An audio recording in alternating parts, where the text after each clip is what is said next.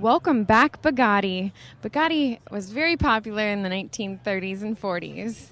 This Bugatti actually is €1,000,000, which is about 1.5 here. And it has 1,001, which is very important. Don't forget that one.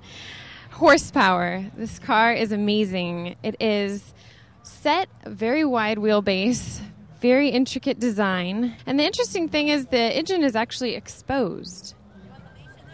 Look at that engine. It's amazing.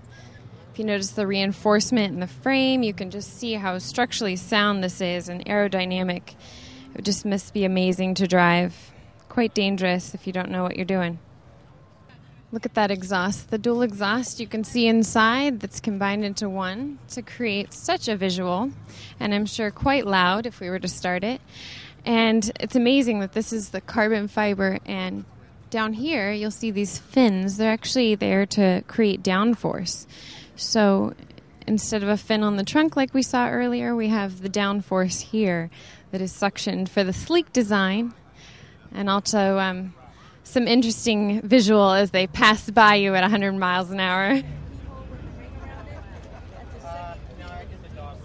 Ettore is the first name of Mr. Bugatti, and he actually was French, and he grew up in the country, and he loved horses, apparently, because he made the emblem of all of his cars horseshoes. So if you can see, here's where I guess you would call it the horse frog, which is the V in the horseshoe, and then the round part of the horse front of the horseshoe.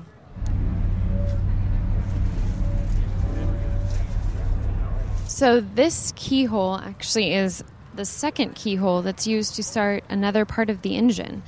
It's the second half of the engine that gives you a ton more horsepower, and you can maximize it using the 1001 that we spoke about earlier.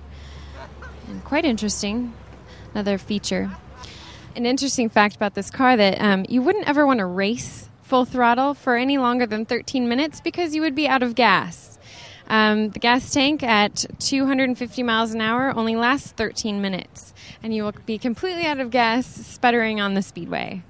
Volkswagen actually has bought out this name Bugatti, and we're starting it up right now.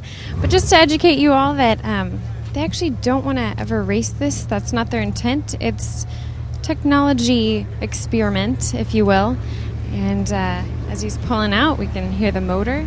But this car is named after a famous race car driver, Veyron, which is kind of ironic, that the fact that they don't want to race it. So it'll never see Le Mans, but it'll definitely see Orange County.